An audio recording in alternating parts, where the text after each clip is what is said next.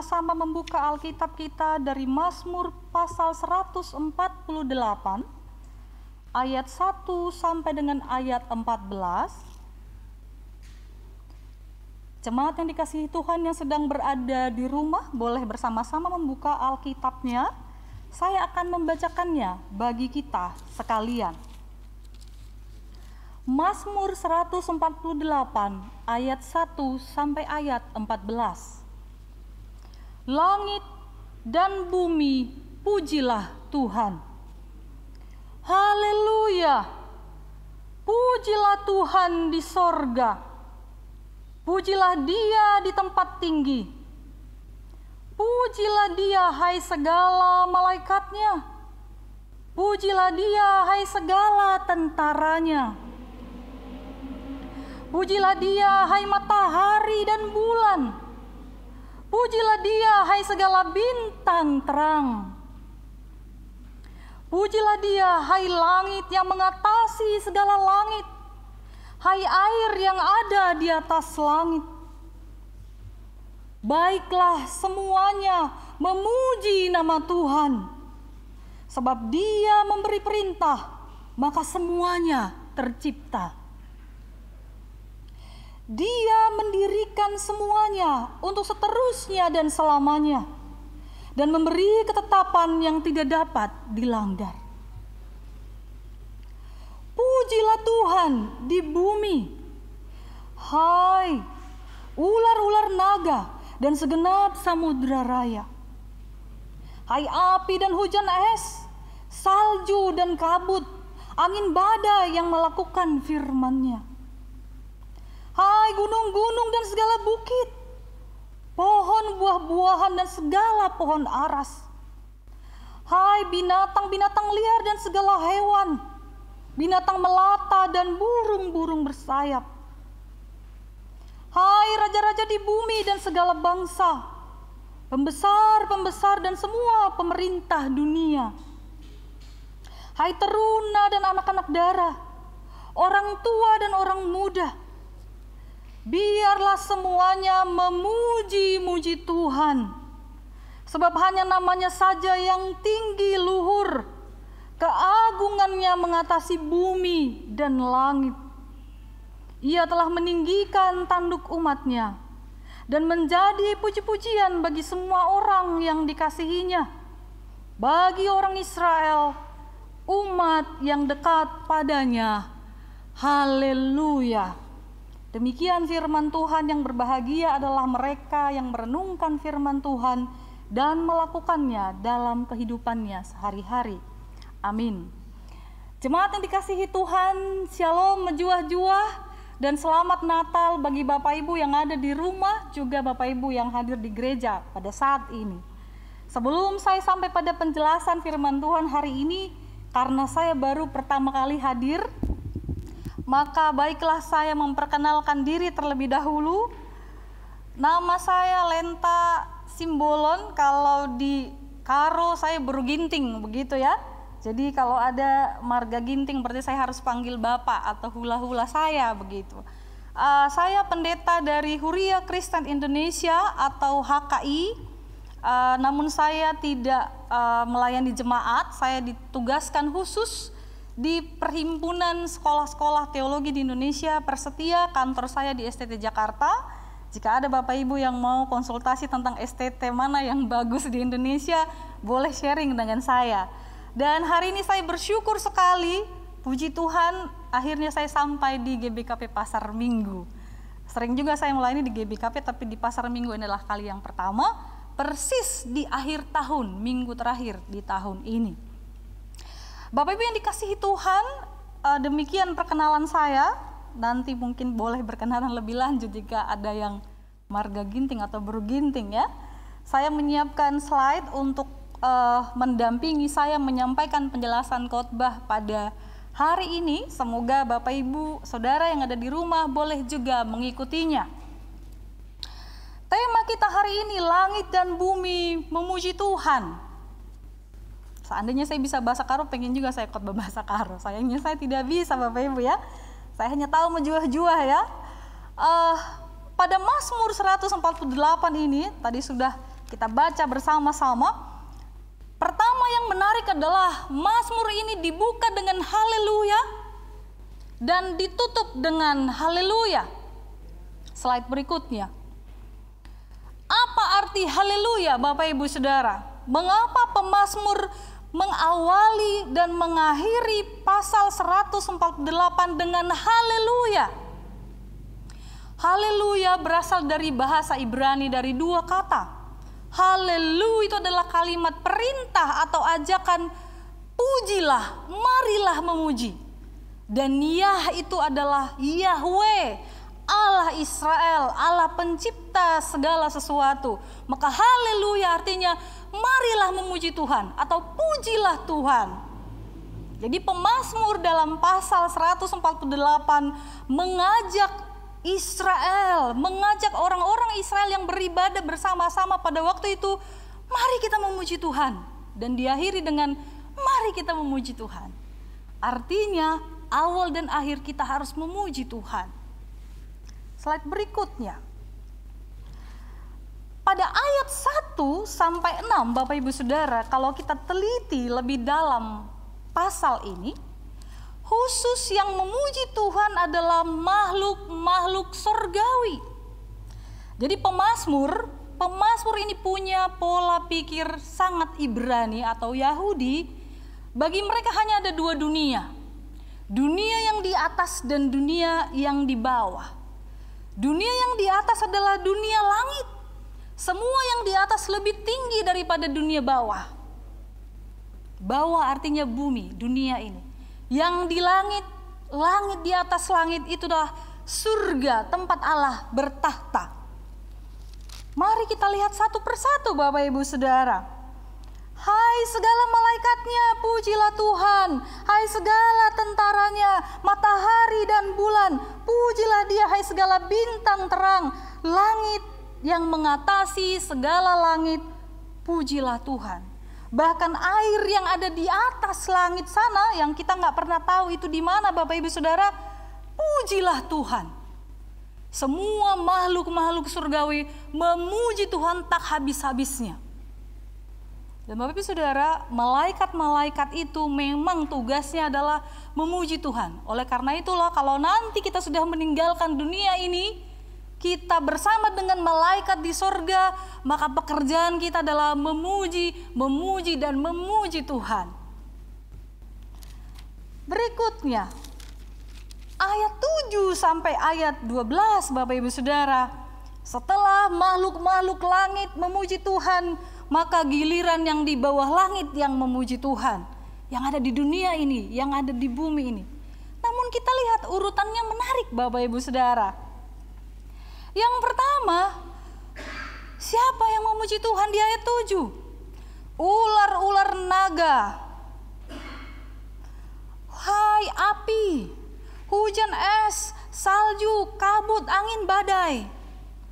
Kalau kita membaca ayat 7 dan 8 ini Bapak Ibu Saudara, maka yang kita bayangkan apa? Bencana alam. Ular naga itu identik dengan memakan, menghanguskan manusia. Atau siapapun yang dia jumpai, dimakan bulat-bulat atau dibakar karena dia bisa mengeluarkan api dari mulutnya. Api, hujan es, badai. Tapi yang menarik Bapak Ibu Saudara, jika manusia juga takut terhadap hujan es, badai, naga, tapi yang menakutkan ini takluk kepada Tuhan. Mereka ini memuji Tuhan, tunduk kepada Tuhan. Dan yang berikutnya, next. Ada gunung-gunung, segala bukit, pohon buah-buahan, pohon aras, binatang liar, segala hewan melata, burung-burung yang bersayap, memuji Tuhan. Jadi dari yang ganas-ganas tadi, bencana alam juga takluk kepada Tuhan, kemudian ada tumbuhan, hewan, barulah sampai kepada kita manusia. Next. Dikatakan di sana raja-raja di bumi, pembesar-pembesar, pemerintah dunia, teruna, anak dara, orang tua, orang muda, semua memuji Tuhan. Dan menarik Bapak Ibu Saudara, entah dia raja, entah dia hanya bawahan, Semua sama di hadapan Tuhan. Semua tunduk kepada Tuhan. Bukan karena dia penguasa di bumi ini, dia tidak perlu Tuhan. Semua tunduk dan harus memuji Tuhan. Next. Pertanyaannya, mengapa pemazmur memiliki sebuah refleksi bahwa semua yang di langit, yang di bawah langit, yang di bumi ini harus memuji Tuhan? Mengapa? Haleluya, haleluya, haleluya. Apa alasannya? Yang pertama, ayat 5. Mengapa kita harus memuji Tuhan? Mengapa semua harus memuji nama Tuhan? Masih di slide sebelumnya.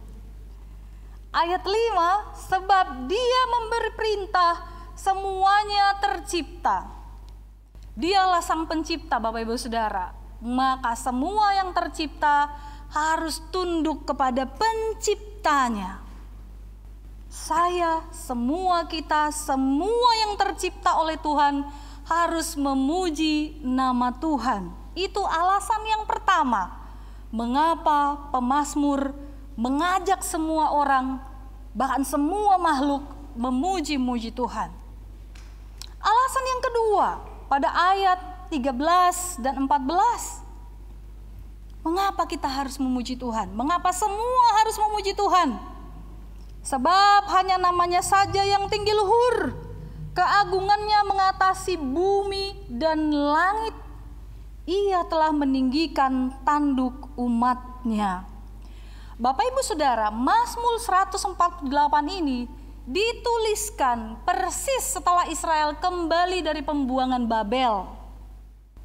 Bapak Ibu Saudara, Israel mengalami pergumulan yang luar biasa dalam proses beriman kepada Tuhan. Mereka diperbudak di Mesir, kembali dibawa oleh Musa dan Yosua. Setelah mereka memiliki raja, mereka pecah menjadi dua. Yang satu dihancurkan Asyur, yang satu dihancurkan Babel. Yang mengerikan adalah yang dihancurkan oleh Babel.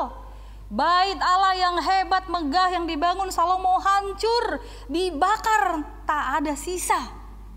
Dan mereka dibuang ke Babel menjadi budak selama 70 tahun. Dan ketika mereka kembali, diizinkan, diselamatkan oleh Tuhan, maka ditulislah pasal 148 ini. Ia telah meninggikan tanduk umatnya yang dulu direndahkan di Babilonia, sekarang pulang dan punya muka, punya harkat.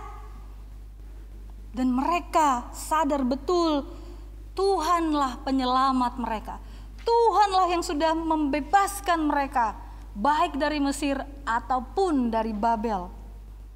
Maka Tuhan harus dipuji-puji karena Dia penyelamat Israel. Maka Bapak Ibu Saudara, saya mencatat 3 refleksi yang bisa kita bawa menjadi refleksi kita di akhir tahun ini, minggu terakhir di 2020 ini. Yang pertama, next, marilah kita mengatakan aku memuji Tuhan karena Dialah yang maha tinggi. Ini adalah refleksi kita yang pertama. Mungkin jemaat Tuhan diberkati melimpah-limpah tahun ini.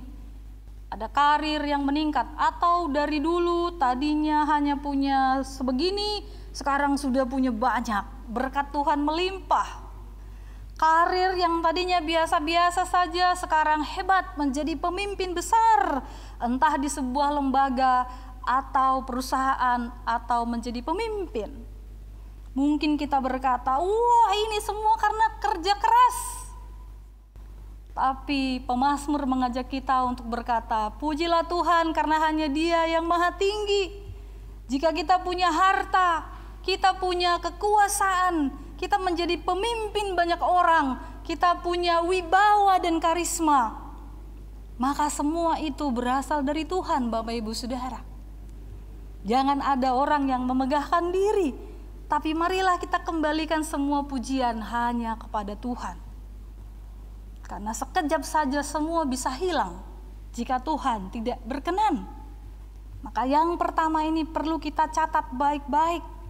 Tuhan, apa yang kumiliki, entah harta, entah anak, entah karir, entah kekuasaan apapun itu, maka hanya Engkaulah yang tinggi luhur.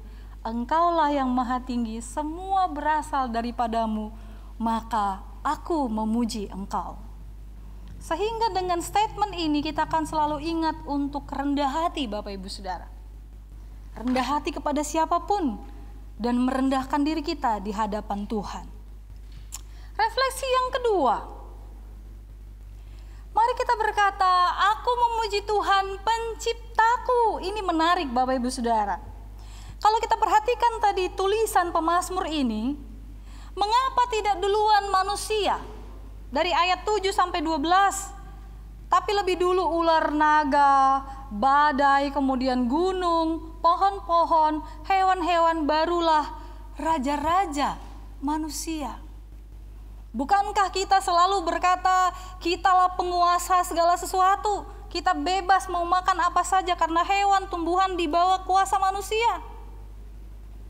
Tapi hari ini kita perlu sedikit bertobat dengan ajaran pemazmur, Bapak Ibu Saudara. Ternyata kita punya urutan setelah pohon, setelah tumbuhan. Karena ternyata ciptaan Tuhan itu banyak, tidak hanya kita. Dan semuanya memuji Tuhan dengan caranya masing-masing. Pohon juga memuji Tuhan. Pohon juga diciptakan oleh Tuhan. Gunung juga memuji Tuhan. Hewan juga memuji Tuhan. Manusia memuji Tuhan. Bapak Ibu Saudara, kita memuji Tuhan sebagai ciptaannya, memuji penciptaku. Aku memuji penciptaku. Kenapa? Karena saya diciptakan istimewa, unik. Tidak ada satupun yang tercipta di dunia ini tanpa tujuan oleh Tuhan. Maka semua ciptaan layak dan harus memuji Sang Pencipta. Semua kita Bapak Ibu Saudara yang ada di rumah, yang sedang beribadah saat ini, semua kita diciptakan istimewa oleh Tuhan. Unik dan punya tujuan yang mulia berada di dunia ini. Mungkin ada yang berkata, saya maunya lurus rambutnya bukan keriting. Kenapa saya diciptakan keriting? Sehingga saya harus muting berkali-kali, begitu ya. Saya maunya lahir jadi orang Belanda, hidungnya mancung. Tidak seperti sekarang, hidung saya pesek seperti ditabrak kereta api, kata orang ya. Saya maunya kulit saya putih seperti artis-artis Korea yang di iklan-iklan itu. Tapi kenapa kulit saya coklat gosong, sedikit saya kena matahari gosong, begitu ya. Tapi Bapak Ibu Saudara dan khususnya anak-anak muda ini ya, semua kita diciptakan istimewa, cantik, ganteng, istimewa dan unik. Maka bersyukurlah kepada Sang Pencipta. Kita semua diciptakan untuk satu tujuan, menjadi berkat, menyaksikan kemurahan Tuhan. Saya pernah dan sering melewati jalan-jalan biasa. Kadang-kadang tumbuh bunga yang sangat cantik, nyelip di antara lalang-lalang dan rumput-rumput liar. Saya merenung ya, bunga yang terselip di antara batu-batu semak belukar itu kecil, tapi dia berbunga. Dia hanya berbunga di pagi hari, nanti sebentar siang dia sudah layu, tidak ada lagi bunga.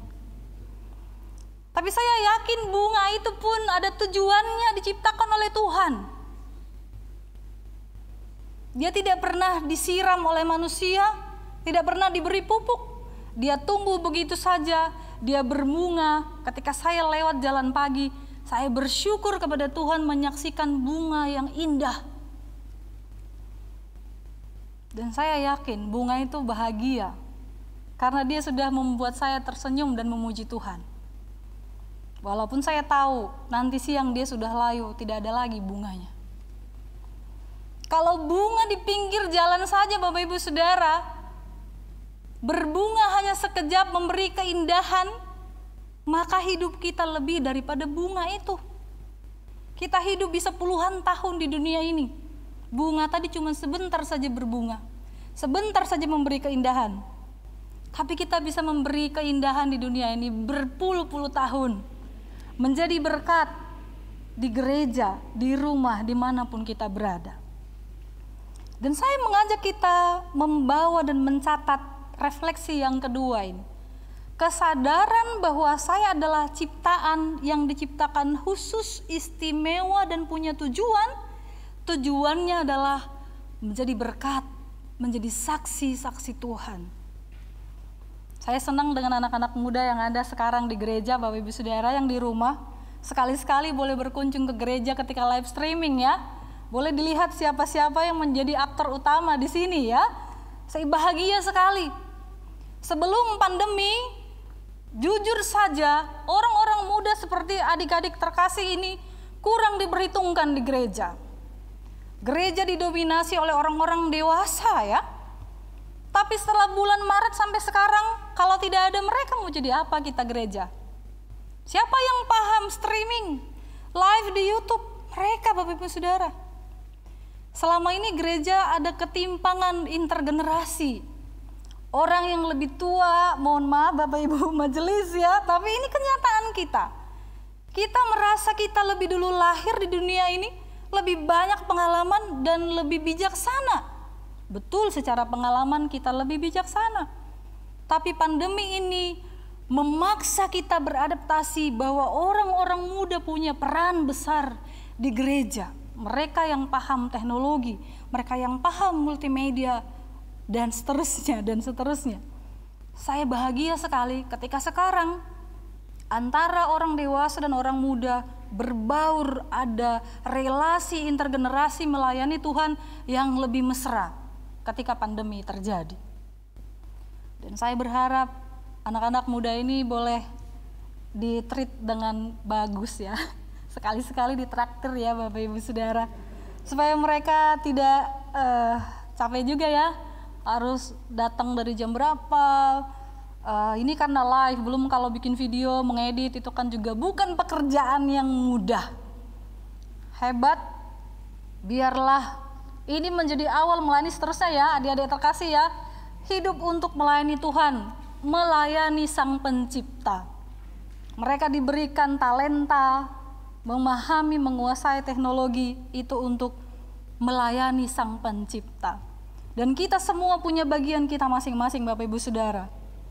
Memuji Tuhan Sang Pencipta kita dengan apa yang kita punya. Jangan iri dengan apa yang orang lain punya. Kalau begitu susah untuk bersyukur. Tapi mari kita lihat apa yang diberikan Tuhan kepada kita, syukurilah semua itu. Kalau belum diberi, nanti mungkin akan diberi kalau Tuhan berkenan. Kalau itu kebutuhan, begitu ya. Kadang-kadang kita hanya melihat orang lain sehingga sulit untuk bersyukur. Slide yang terakhir. Memuji Tuhan penyelamatku. Bapak Ibu Saudara, hampir semua gereja bergumul saat ini. Ini adalah proses beriman yang sangat apa ya? Natal yang ya dibilang kelabu tidak juga ya. Apalagi untuk anak-anak kecil. Saya guru sekolah minggu, kami baru saja melakukan Natal online. Kami harus merekam setiap anak, itu perlu berminggu-minggu. Dan berusaha membangun sukacita anak-anak supaya mereka tetap bisa merasakan kelahiran Kristus walaupun hanya melihat YouTube. Kalau kita orang dewasa kita lebih mudah paham Bapak Ibu Saudara. Tapi anak kecil tidak semudah kita untuk beradaptasi. Mereka sedih. Gak bisa baju baru ke gereja, tidak bisa Natalan di gereja, gak bisa foto dengan pohon Natal yang besar di gereja. Tetapi itulah kenyataan kita saat ini di tengah pandemi yang luar biasa ini. Tidak hanya sampai di situ Bapak Ibu Saudara, ada banyak orang-orang yang kita kenal, yang kita kasihi, yang lebih dulu meninggalkan kita karena pandemi ini. Ini luar biasa memproses kita selama pandemi ini. Bagaimana kita terus berpengharapan kepada Tuhan bahwa Dialah penyelamat kita di tengah pandemi yang masih terus mencemaskan sampai saat ini. Orang-orang berkata, "Di mana Tuhan? Vaksin sudah datang." Oh, kita bersukacita vaksin sudah datang. Jokowi bilang vaksin gratis. Tapi di mana vaksinnya? Kapan akan dibagikan? Siapa lebih dulu dapat? Aku dapat atau tidak? Bapak Ibu Saudara, ini juga pergumulan setiap orang. Tapi satu hal, pemazmur mengajak kita hari ini untuk berkata, "Tuhan, di tengah pandemi ini Engkaulah penyelamatku." Betul, vaksin bisa menjadi harapan kita, tapi Tuhanlah satu-satunya penyelamat kita. Bapak Ibu Saudara yang dikasihi Tuhan, saat ini di gereja saya dan di jemaat-jemaat yang dekat dengan saya, ada banyak jemaat yang terinfeksi COVID-19. Teman-teman saya, teman-teman yang saya kenal dari bulan Maret, sudah beberapa orang yang terlebih dahulu meninggalkan dunia ini. Bagi saya sendiri ini tidak mudah untuk berkata, "Tuhan, syukur padamu. Tuhan, terpujilah namamu." Itu saya, Bapak Ibu Saudara. Saya membayangkan bagaimana dengan istri yang ditinggalkan, dengan anak yang ditinggalkan, dengan suami yang ditinggalkan.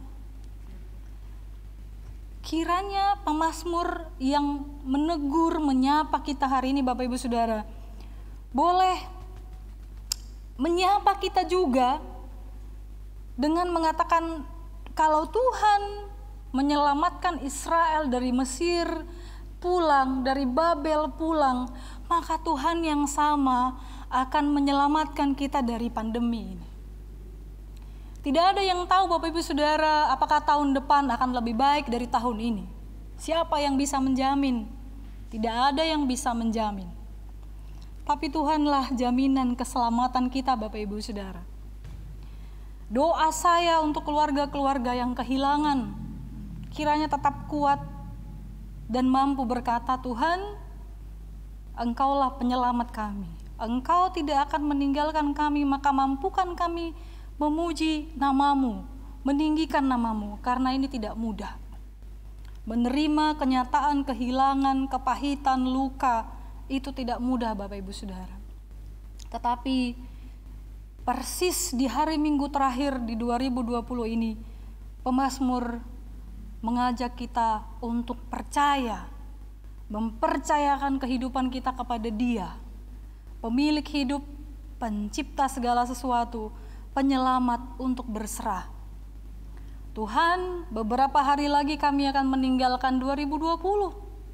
Kiranya kami selamat sampai ke 2021. Kiranya kami selamat bahkan ke tahun-tahun yang akan datang. Kiranya Engkaulah keselamatan kami. Dan di tengah pandemi ini, kita tidak sedikit pun mundur dari iman kita. Kita tidak sedikit pun mundur dari kegigihan kita melayani Tuhan. Sekali lagi, pemazmur mampu menuliskan refleksi tulisan seindah ini. Pujilah Tuhan, haleluya, yang di langit, yang di bumi, karena Dialah pencipta segala sesuatu. Karena Dialah penyelamat, dan Dia mampu melakukan semuanya. Dia mampu memulihkan umatnya, Dia mampu memulihkan kita semua, Bapak Ibu Saudara. Maka harapan saya, marilah kita tetap memuji Tuhan. Sering-sering mengatakan haleluya, haleluya, terpujilah Engkau Tuhan. Apapun yang terjadi, yang manis, yang pahit, haleluya. Ayub berkata, "Jika aku mau menerima yang manis, maka aku pun harus mau menerima yang pahit." Maka terpujilah nama Tuhan. Kiranya Tuhan memberkati kita. Kita berdoa.